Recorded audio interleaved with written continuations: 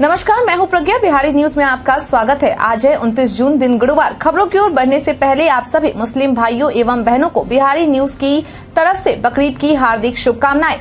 अब चलिए बढ़ते हैं एक नजर सुर्खियों पर। बिहार औद्योगिक निवेश प्रोत्साहन नीति 2022 के लिए जल्द से जल्द करे आवेदन। अब राज्य में तिल, तीसी और मोटे अनाज के बीज की नहीं होगी कमी। 29 जून को पूरे देश में ईद उल अजहा का त्योहार मनाया जा रहा है। विपक्षी एकता को मिला जोरदार झटका। वर्ल्ड कप 2023 की मेजबानी को लेकर सौरभ गांगुली का बयान। अब चलिए बढ़ते हैं बिहार के अब तक की 25 बड़ी खबरों की ओर विस्तार से।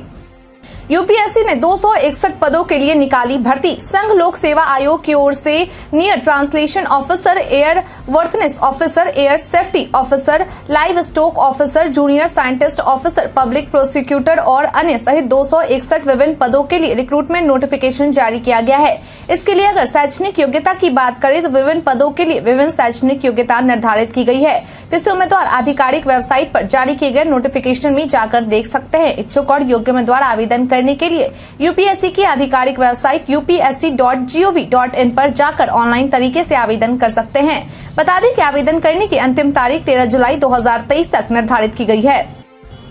बिहार औद्योगिक निवेश प्रोत्साहन नीति 2022 के लिए जल्द से जल्द करे आवेदन।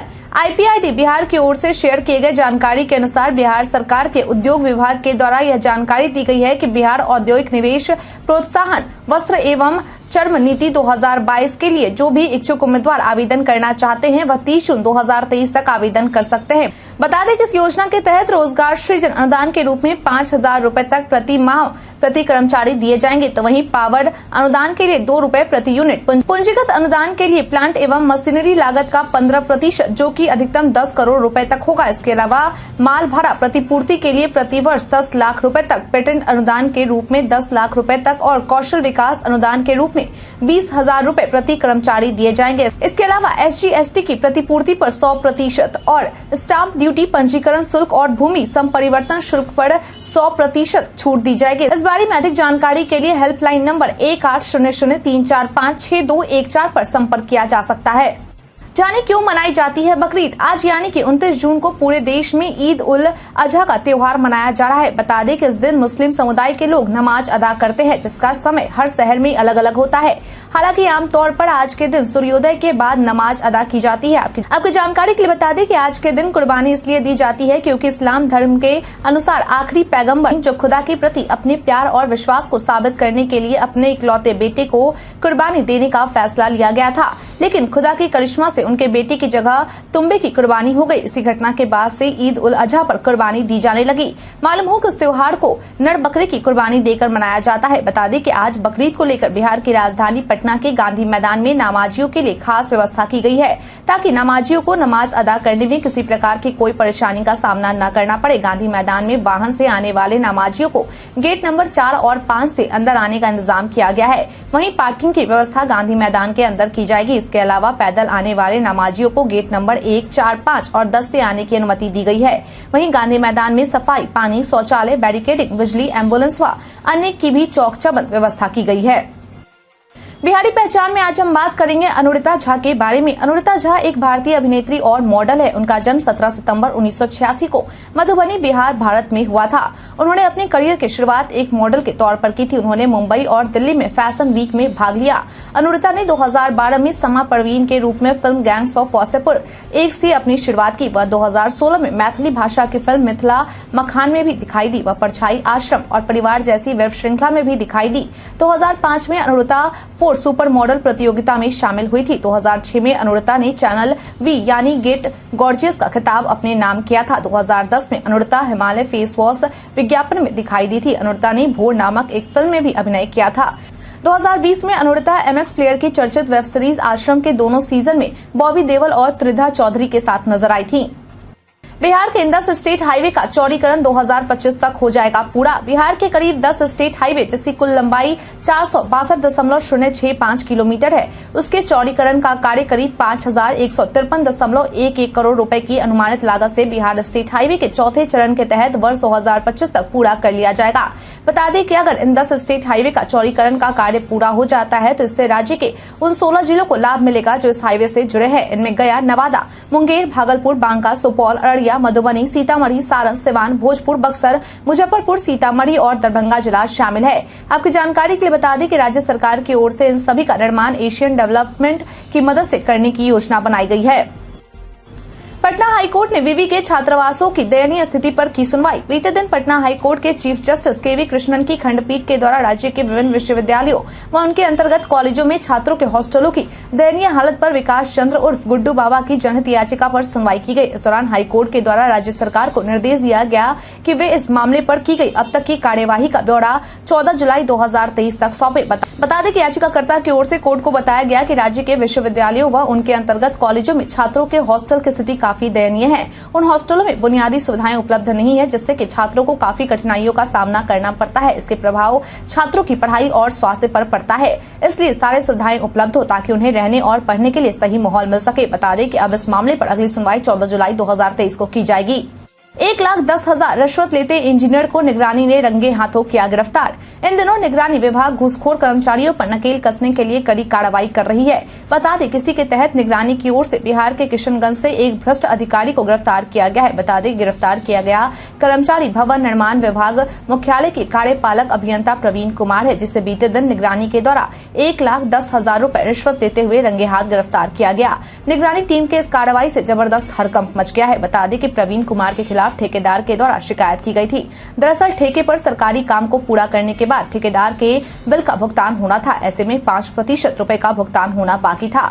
इसे जारी करने में एवज में प्रवीण कुमार के द्वारा ठेकेदार से रिश्वत मांगी गई थी।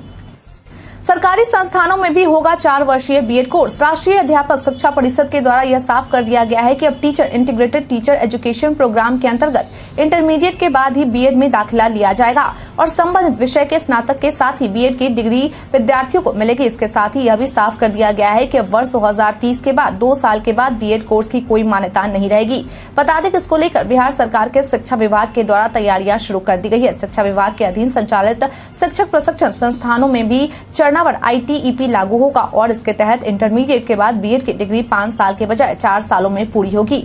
वहीं अगर कोई विद्यार्थी 1 साल की पढ़ाई कर वहीं से छोड़ देता है तो वह नर्सरी कक्षा के बच्चों को पढ़ा सकता है। इसी तरह अगर कोई व्यक्ति इस पढ़ाई को 2 साल में छोड़ता है तो उसे DLED की डिग्री मिलेगी।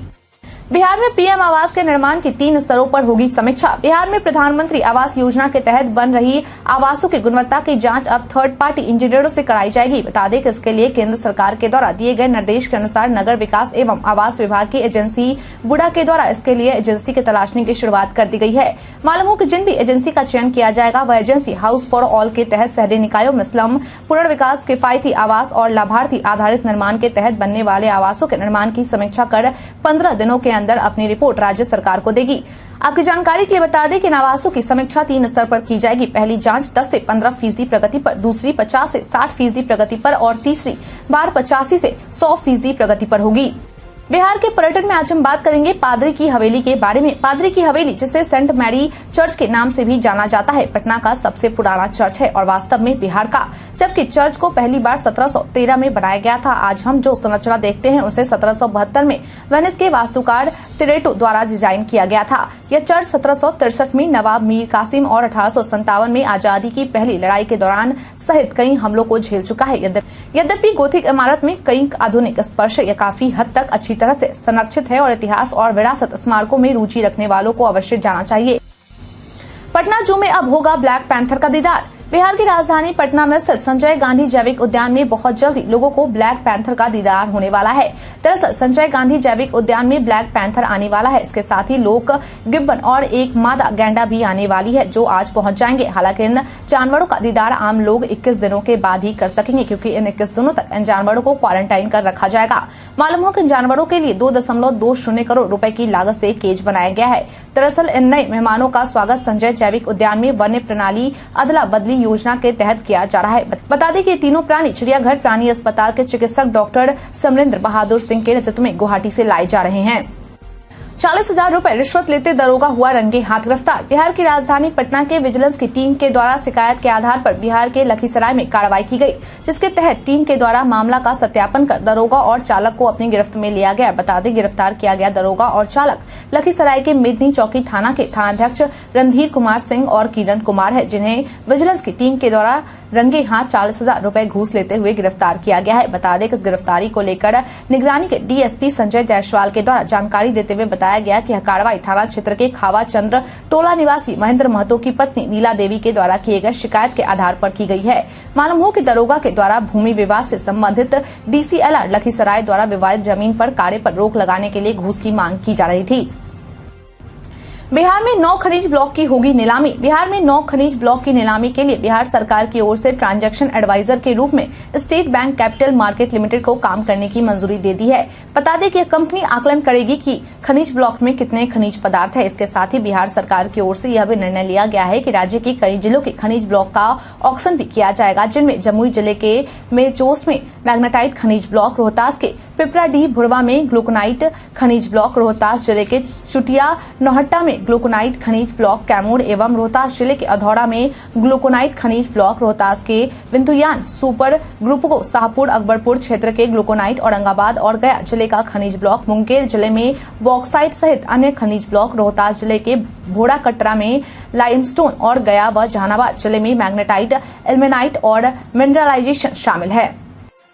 बिहार में बारिश को लेकर येलो अलर्ट जारी। बिहार मानसून ने अपना असर दिखाना शुरू कर दिया है। बता दें कि आईएमडी बिहार के द्वारा राज्य में 30 तारीख तक यानी कि कल तक बारिश को लेकर येलो अलर्ट जारी किया गया है। बता दें कि आईएमडी बिहार के द्वारा किए गए पूर्वानुमान के अनुसार राज्य में आज यानी कि 29 जून को 1 या 2 स्थानों में वज्रपात के साथ में गर्जन होने की संभावना जताई गई है। वहीं पश्चिम चंपारण, पूर्वी चंपारण, सीतामढ़ी, मधुबनी, कटिहार, मधेपुरा, भागलपुर, बांका, खगड़िया जिले में 1 या 2 स्थानों में भारी बारिश की संभावना है। इसके अलावा सुपौल, अररिया, किशनगंज, पूर्णिया जिलों में 1-2 स्थानों में बहुत भारी बारिश की संभावना जताई गई है। वहीं कल यानी कि 30 जून के लिए जारी किए गए पूर्वानुमान के अनुसार राज्य में 1 या 2 स्थानों में वज्रपात के साथ मेघ गर्जन होने की संभावना जताई गई है। इसके साथ ही सीतामढ़ी, मधुबनी, सुपौल, अररिया, किशनगंज, पूर्णिया, कटिहार और भागलपुर जिलों के 1 या 2 स्थानों में भारी बारिश की संभावना जताई गई है। डोमिसाइल नीति में बदलाव पर भड़के शिक्षक अभ्यर्थी। मुख्यमंत्री नीतीश कुमार की अध्यक्षता में हुई कैबिनेट की बैठक में किए गए शिक्षक भर्ती नियमावली में संशोधन करते हुए डोमिसाइल नीति में बदलाव कर दिया गया था, जिस पर बीते दिन शिक्षक अभ्यर्थी के द्वारा विरोध किया गया। इस दौरान विरोध कर रहे अभ्यर्थियों के द्वारा कहा गया कि कुछ दिनों पहले सरकार के द्वारा शिक्षक नियुक्ति नियमावली 2023 को मंजूरी दी गई थी और कहा गया था कि शिक्षकों की नियुक्ति बीपीएससी के माध्यम से की जाएगी, जो राज्य स्तरीय परीक्षा लेगी। लेकिन अब डोमिसाइल नीति में बदलाव कर हम लोगों का हक छीना जा रहा है। सरकार हम लोगों को मजदूर बनाना चाहती है।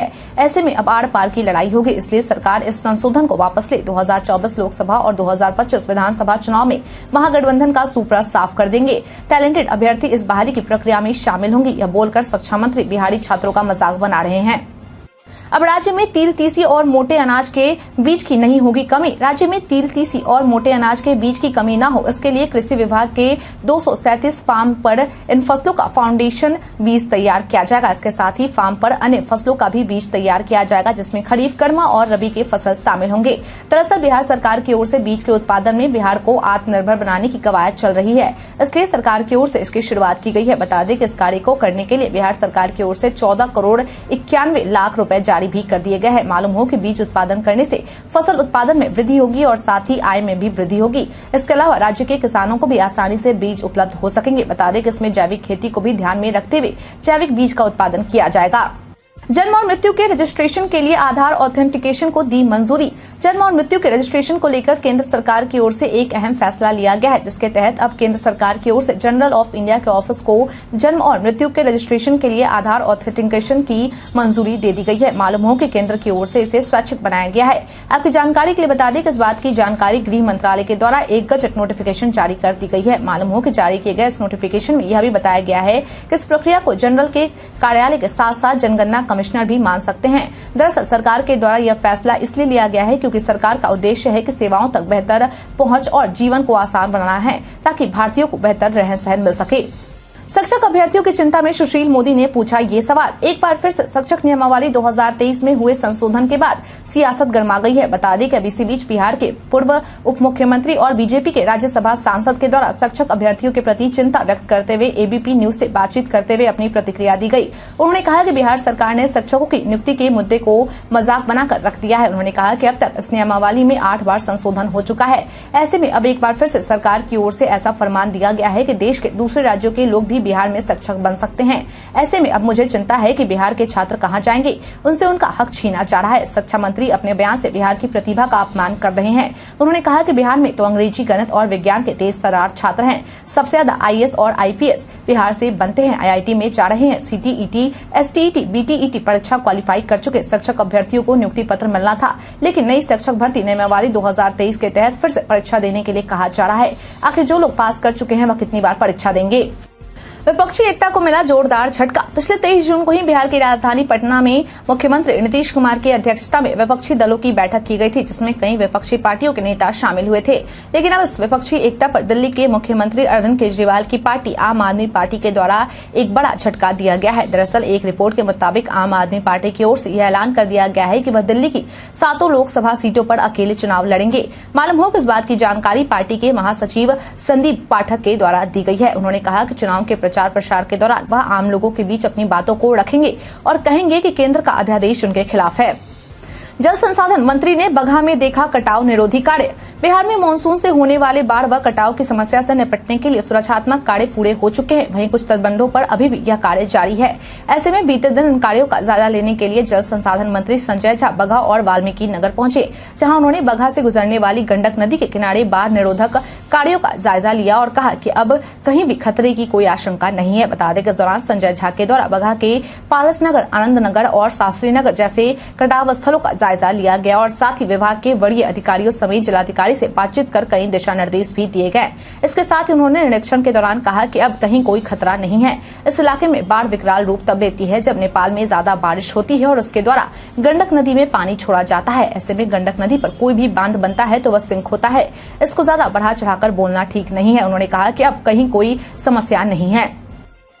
वर्ल्ड कप 2023 की मेजबानी को लेकर सौरव गांगुली का बयान। इस बार भारत वर्ल्ड कप 2023 की मेजबानी करने वाला है, जो कि लगभग 12 साल बाद हो रहा है। ऐसे में भारत की ओर से किए जा रहे वर्ल्ड कप 2023 की मेजबानी को लेकर भारत के पूर्व कप्तान सौरव गांगुली की ओर से अपनी प्रतिक्रिया दी गई है। उन्होंने ट्वीट कर कहा है कि भारत में होने वाले वर्ल्ड कप की तरफ देख रहा हूँ। कोविड की वजह से अध्यक्ष रहते हुए टूर्नामेंट का पहले मजा नहीं उठा सका था। क्या शानदार टूर्नामेंट होगा। यह बेहतरीन वेन्यू का चुनाव किया गया है। भारत की तरह किसी भी देश के पास इतने वेन्यू उपलब्ध नहीं है। बीसीसीआई इस टूर्नामेंट का आयोजन इस तरह करेगी कि दुनिया याद रखेगी। जैसा रोजर बिन्नी और सभी अधिकारियों और स्टाफ मेंबर्स को बहुत बहुत बधाई। आपकी जानकारी के लिए बता दें कि भारतीय टीम को टूर्नामेंट के अपने पहले मैच में ऑस्ट्रेलिया से 8 अक्टूबर को भिड़ना है। भारत के इतिहास में आज की तारीख है कई कारणों से दर्ज। भारत और अमेरिका में 2005 को समग्र 10 वर्षीय समझौता हुआ। सचिन तेंदुलकर ने 2007 में दक्षिण अफ्रीका के खिलाफ फ्यूचर कप के दूसरे मैच में आंद्रे नेल की गेंद पर वनडे करियर के 15,000 रन पूरे किए। भारत ने यह मैच 6 विकेट से जीता। पर्यावरण से जुड़ी गैर सरकारी संस्था जनहित फाउंडेशन को 2008 में पर्यावरण क्षेत्र का प्रसिद्ध पुरस्कार आईकॉम पुरस्कार प्रदान किया गया। मानव तस्करी के निगरानी सूची से 2011 में भारत को बाहर कर दिया गया। 6 साल के अंतराल के बाद अमेरिका ने भारत को मानव तस्करी की निगरानी सूची से बाहर किया था। शायरा नेहवाल ने 2014 में ऑस्ट्रेलियन सुपर सीरीज जीती। हिंदी के प्रथम तिलस्मी लेखक देवकी नंदन खत्री का जन्म 1861 में हुआ था। भारत के अमर शहीद प्रसिद्ध क्रांतिकारियों में से एक राजेंद्र नाथ लाहिड़ी का जन्म 1901 में हुआ। भारतीय साहित्यकार पत्रकार मेहता लज्जाराम का निधन 1931 में हुआ। भारतीय मूर्तिकार और भित्ति चित्रकार केजी सुब्रमण्यम का निधन 2016 में हुआ। वेलकम। आज हम बात करेंगे मुफ्त लैपटॉप के बारे में। सोशल मीडिया पर कई सूचनाएं वायरल होती है, लेकिन सभी सच हो ये जरूरी नहीं है। इसी कड़ी में आज हम बात करेंगे मुफ्त लैपटॉप के बारे में। दरअसल पीआईबी ने अपने ट्वीट में लिखा है कि सोशल मीडिया पर एक लिंक के साथ एक संदेश प्रसारित हो रहा है, जिसमें युवाओं को मुफ्त लैपटॉप देने का दावा किया जा रहा है और इसे बुक करने के लिए दिए गए लिंक पर क्लिक करने के लिए व्यक्तिगत विवरण मांगा जा रहा है। पीआईबी ने अपने ट्वीट में आगे लिखा है कि परिचालित लिंक और संदेश फर्जी है। व्यक्तिगत जानकारी साझा करते समय सावधान रहे। व्हाट्सएप बिजनेस में जल्द ऐड होंगे ये फीचर्स। मेटा ने व्हाट्सएप बिजनेस यूजर्स के लिए 2 फीचर्स अनाउंस किए हैं। हालांकि अभी ये रोल आउट होना शुरू नहीं हुए हैं, लेकिन कंपनी के सीईओ मार्क जुकरबर्ग ने इन दोनों फीचर की जानकारी कंपनी के आधिकारिक चैनल के माध्यम से शेयर की है। अब बिजनेस यूजर्स बिना फेसबुक अकाउंट के भी फेसबुक और इंस्टाग्राम के लिए एड्स बना पाएंगे। साथ ही छोटे बिजनेसेस अब अपने ग्राहकों से आसानी से जुड़ सकते हैं। कंपनी ने इसके लिए पेड मैसेजेस की शुरुआत की है। इसकी मदद से वे कुछ चार्ज देकर ग्राहकों को व्यक्तिगत संदेश जैसे अपॉइंटमेंट से जुड़ी जानकारी, जन्मदिन की शुभकामनाएं या छुट्टियों पर चल रही स्पेशल सेल की जानकारी दे पाएंगे। इससे छोटे व्यवसाय को फायदा ये होगा कि वे एक ही संदेश को कई ग्राहकों को मैनुअल रूप से भेजने के बजाय सभी को अलग अलग पर्सनलाइज्ड मैसेज कर भेज पाएंगे। इसके अलावा बिजनेस ओनर संदेश भेज जाने का दिन और समय भी निर्धारित कर पाएंगे। शेयर मार्केट ने रचा इतिहास। बीते दिन भारतीय शेयर बाजार की ओर से ऐतिहासिक रिकॉर्ड बनाया गया है। बता दें कि सेंसेक्स पहली बार 64,000 के आंकड़ों को पार कर गई है, तो वहीं निफ्टी भी पहली बार 19,000 के कई हाई लेवल पर ट्रेड मिला। मालूम हो कि इस वजह से निवेशकों को 3 लाख करोड़ रुपए से अधिक अमीर हो गए। आपकी जानकारी के लिए बता दें कि शेयर मार्केट में तेजी लाने के पीछे जिन शेयरों का योगदान रहा है उनमें Titan, NTPC, Tata Motors, Infosys और रिलायंस इंडस्ट्री के शेयर शामिल हैं। मालूम हो कि सेंसेक्स के 30 शेयरों में से 29 हरे निशान पर रहे, तो वहीं निफ्टी के 50 शेयरों में से 47 तेजी के साथ ट्रेंडिंग पर रहे। हालांकि इस दौरान जिस 3 शेयर में गिरावट देखी गई उसमें information technology, metal and consumer से रिलेटेड शेयर रहे। बीते दिन हमारा पूछे गए सवाल का आप लोगों में से बहुत लोगों ने जवाब हमें हमारे कमेंट सेक्शन बॉक्स में लिख कर दिया था। जिन्होंने हमारा पूछे गए सवाल का जवाब दिया है उनके नाम है कमलेश शर्मा, राजकिशोर महतो, राजीव कुमार, संजीत कुमार सुमन, कुश कुमार यादव, रंजीत मिश्रा, विकास दास, मोहम्मद जहीद, अनुज कुमार यश, सत्यम कुमार, नुन्नू गोलू कुमार, पंकज कुमार दास, शंकर मुखिया, अरविंद कुमार, अर्जुन राम। इसके साथ ही बढ़ते हैं आज के सवाल की ओर। आज का सवाल है, आपके क्षेत्र में वर्तमान में टमाटर की क्या कीमत है? अपना जवाब हमें हमारे कमेंट सेक्शन में लिखकर जरूर बताएं। आज के लिए इतना ही। बिहार के तमाम खबरों के साथ बने रहने के लिए देखते रहें बिहारी न्यूज। और साथ ही अगर आप यूट्यूब से देखें चैनल को सब्सक्राइब करना और अगर आप फेसबुक से देखें तो पेज को फॉलो करना ना भूलें। धन्यवाद।